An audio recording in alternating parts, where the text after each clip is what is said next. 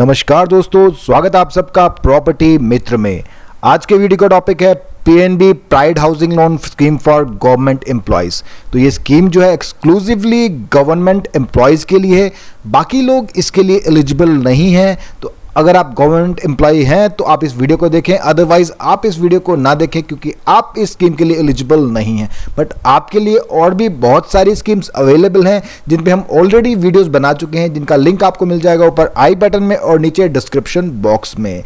और आपको हमारे चैनल पे एक्सक्लूसिवली सिर्फ प्रॉपर्टी के रिलेटेड वीडियोज ही मिलेंगे।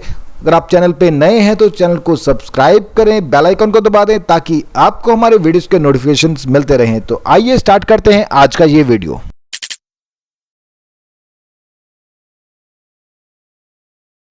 दोस्तों, पंजाब नेशनल बैंक जो है इंडिया का सेकंड लार्जेस्ट बैंक होने के साथ साथ एक बहुत बड़ा होम लोन प्रोवाइडर भी है। तो बहुत सारी स्कीम्स अवेलेबल हैं पीएनबी के पास जिनके अंडर में आप हाउसिंग लोन ले सकते हैं। तो उन्हीं में से एक स्कीम है PNB pride housing loan for government employees. तो आज हम इसी स्कीम को डिस्कस करेंगे। तो ऑब्जेक्टिव तो यही रहता है हाउसिंग लोन स्कीम का कि housing for all. Eligibility criteria की बात करें तो इस स्कीम के लिए एक्सक्लूसिवली गवर्नमेंट एम्प्लॉयज़ एलिजिबल हैं, बाकी लोग इसके लिए एलिजिबल नहीं हैं। बाकी लोगों के लिए और भी स्कीम्स अवेलेबल हैं, बट पीएनबी प्राइड के लिए ओनली गवर्नमेंट एम्प्लॉयज़ अप्लाई कर सकते हैं, चाहे वो स्टेट गवर्नमेंट के एम्प्लॉयज़ हों, सेंट्रल गवर्नमेंट के हों, डिफेंस पर्सन हों, पैरामिलिट्री के हों। तो कोई भी गवर्नमेंट एम्प्लॉय जो कि गवर्नमेंट के अंदर जॉब करता है तो वो लोग इस लोन स्कीम का लाभ उठा सकते हैं। पर्पस की बात करें तो आप नया फ्लैट खरीद सकते हैं, कंस्ट्रक्शन कर सकते हैं, प्लॉट खरीद सकते हैं, रिपेयर रेनोवेशन कर सकते हैं, टेक ओवर कर सकते हैं। तो आपकी कोई भी हाउसिंग रिलेटेड अगर रिक्वायरमेंट है तो आप इस लोन स्कीम से पूरा कर सकते हैं। अब बात करेंगे क्वांटम ऑफ लोन, तो कितना मैक्सिमम क्वांटम रहता है। तो ये नीड बेस्ड लोन रहता है, इसमें कोई भी मैक्सिमम बार नहीं होता है। तो आपकी प्रोजेक्ट कॉस्ट के डिपेंड करता है कि कितना मैक्सिमम फाइनेंस दिया जाएगा स्कीम के अंडर। और दूसरा डिपेंड करेगा आपकी रिपेइंग कैपेसिटी के, आपकी सैलरी कितनी है, आप कितनी ईएमआई भर पाएंगे, उसके हिसाब से ही आपको ये लोन दिया जाएगा। अगर प्लॉट परचेजिंग की बात करें तो उस केस में मैक्सिमम जो बार रखा गया है, सीलिंग रखा गया है, दैट इज 50 लाख। तो प्लॉट परचेजिंग के केस में 50 लाख से ज़्यादा आपको नहीं मिलेगा। रिपेयर रेनोवेशन के केस में 25 लाख से ज़्यादा नहीं मिलेगा। बाकी नॉर्मली अगर हाउसिंग के प्रोजेक्ट की बात करें तो उसमें कोई भी मैक्सिमम बार नहीं है, बट डिपेंड करेगा प्रोजेक्ट कॉस्ट पे और आपकी रिपेइंग कैपेसिटी पे। तो जितना भी आपका प्रोजेक्ट कॉस्ट होगा उसमें से मार्जिन माइनस करने के बाद आपको लोन दे दिया जाएगा। तो मार्जिन की बात करें तो हाउसिंग लोन अगर आप 30 लाख तक का ले रहे हैं तो 15 to 20% का मार्जिन रहेगा जो कि आपको खुद से कंट्रीब्यूट करना पड़ेगा। अगर आपकी हाउसिंग रिक्वायरमेंट है 30 लाख से 75 लाख के बीच में तो उस केस में 20% मार्जिन रहेगा। और अगर आपकी रिक्वायरमेंट जो है अबाउ 75 लाख है तो उस केस में 25% मार्जिन रहेगा। फॉर एग्जाम्पल अगर आप 75 लाख से अबव के केस में 1 CR आपका प्रोजेक्ट कॉस्ट टोटल बनता है तो उसमें से 25 लाख दैट इज 25% आपको खुद से कंट्रीब्यूट करना पड़ेगा और 75 लाख आपको मैक्सिमम लोन मिलेगा। तो ये डिपेंड करेगा आपकी प्रोजेक्ट कॉस्ट पे।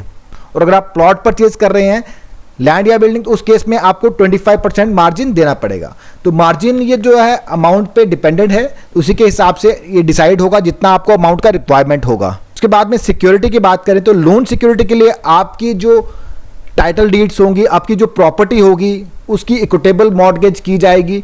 इक्विटेबल मॉर्गेज बैंक प्रेफर करते हैं क्योंकि उसमें कस्टमर का काफ़ी एक्सपेंसेस जो बचते हैं वो इतना सस्ता रहता है as compare to registered mortgage. But अगर इक्विटेबल मॉर्गेज पॉसिबल नहीं होती है तो उस केस में बैंक्स को रजिस्टर्ड मॉर्गेज भी करनी पड़ती है। तो उस प्रॉपर्टी की मॉर्गेज की जाएगी, उसके टाइटल डॉक्यूमेंट्स वगैरह बैंक के पास रहेंगे जब तक कि आप लोन चुका नहीं देते। तो जब आप पूरा लोन रिपे कर देते हैं तो आपके टाइटल डीड्स वगैरह आपको एज इट इज लौटा दिए जाते हैं। बात करेंगे रीपेमेंट पीरियड की, तो लोन रिपेमेंट पीरियड जो है मैक्सिमम जो है दैट इज 30 ईयर्स और रिपेयर या रेनोवेशन के केस में मैक्सिमम जो है वो 15 ईयर्स का रखा गया है। तो डिपेंड करेगा आप किस पर्पस के लिए ले रहे हैं, उसी के हिसाब से आपका रिपेमेंट पीरियड डिसाइड किया जाएगा। बट मैक्सिमम पीरियड जो है वो आपको 30 ईयर्स का दिया जाएगा। उसके बाद में हॉलीडे पीरियड भी रहता है इसके लिए। हॉलीडे पीरियड डिपेंड करता है कि आप किस काम के लिए लोन ले रहे हैं। अगर तो आप परचेज के लिए ले रहे हैं तो आपको ज़्यादा वो नहीं दिया जाता हॉलीडे पीरियड, उस केस में ज़्यादा से ज़्यादा आपको 3 मंथ्स का हॉलीडे पीरियड दिया जा रहा है। बट अगर आप कंस्ट्रक्शन के लिए ले रहे हैं तो उस केस में आपको 18 मंथ्स तक का हॉलीडे पीरियड दिया जाता है। और हॉलीडे पीरियड में आपको एक तरह से EMI की छूट रहती है, आपको उस टाइम में ओनली इंटरेस्ट सर्व करना होता है और प्रिंसिपल जो है उसकी रिपेमेंट उस टाइम पे नहीं होती है। अब बात करेंगे प्रेजेंट रेट ऑफ इंटरेस्ट की। तो PNB का जो प्रेजेंट रेट ऑफ इंटरेस्ट है for PNB pride housing loan scheme that is RLLR plus 0.15%। तो ये डिपेंडेंट है अमाउंट कितना ले रहे हैं उसके हिसाब से इंटरेस्ट रेट जो है वो घटते या बढ़ते रहते हैं, और बट ये लिंक्ड होते हैं RLLR के साथ। और जो प्रेजेंट RLLR है PNB की दैट इज 6.80%। तो जितनी जगह भी RLLR लिखा है आप उसको 6.80% मान के चलिए, बाकी उसमें जो प्राइसिंग है वो आप ऐड कर लीजिए। PNB pride irrespective of risk profile, तो इसमें जो PNB प्राइड के जो रेट ऑफ इंटरेस्ट बताए गए हैं वो इरिस्पेक्टिव ऑफ रिस्क प्रोफाइल, मतलब वो डिपेंडेंट नहीं है आपके सिबिल स्कोर पे। बाकी नॉर्मली जो भी PNB की हाउसिंग लोन स्कीम्स हैं सब में जो इंटरेस्ट रेट है वो डिपेंड करेंगे आपके सिबिल स्कोर पे। बट इसमें बताया गया है कि इरिस्पेक्टिव ऑफ रिस्क प्रोफाइल, तो आपकी रिस्क प्रोफाइल को एक तरह से नजरअंदाज किया जा रहा है। हाँ, बिल्कुल इसको नेग्लेक्ट नहीं कर सकते। अगर आपके सिबिल में कोई बैड लोन्स वगैरह होंगे तो उस केस में आपको लोन नहीं दिया जाएगा। बट अगर आपकी सिबिल ओके है तो उसमें ये स्लैब्स नहीं बनाए गए हैं कि इतनी सिबिल के इतना रेट ऑफ इंटरेस्ट है, इसमें लमसम रेट ऑफ इंटरेस्ट लगाया गया है। तो 3 स्लैब्स हैं इसके। RLLR प्लस 0.15%, 6.80 में 0.15 जोड़ेंगे तो बन जाएगा 6.95%। नेक्स्ट है RLLR plus 0.30%, 6.80 plus 0.30% that is 7.10%। और लास्ट है RLLR प्लस 0.40% दैट इज 7.20%। तो अलग अलग अमाउंट्स के लिए अलग अलग रेट ऑफ इंटरेस्ट है।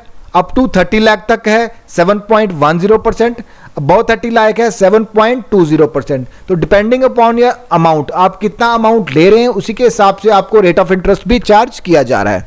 अब बात करेंगे लोन चार्जेस की। तो इस स्कीम में आपको जो चार्जेस देने पड़ेंगे that is 0.35% of the loan amount, minimum 2500, maximum 15,000। तो मैक्सिमम जो सीलिंग रखा गया है दैट इज 15,000। तो 15,000 से ज्यादा आपको चार्ज नहीं किए जाएंगे, बट डिपेंड करेगा आप कितना लोन ले रहे हैं उसके हिसाब से 0.35% से आप कैलकुलेट कर लीजिए, उतने चार्जेस आपको बेयर करने पड़ेंगे। और अगर कई बार बैंक्स का वेवर होता है तो उस टाइम में आपको ये प्रोसेसिंग चार्जेस वगैरह वेव ऑफ कर दिए जाते हैं। डॉक्यूमेंटेशन की चार्जेस की बात करें तो 1350, ये फ्लैट बताया गया 1350 आपको डॉक्यूमेंटेशन चार्जेस देने होंगे at the time of loan application.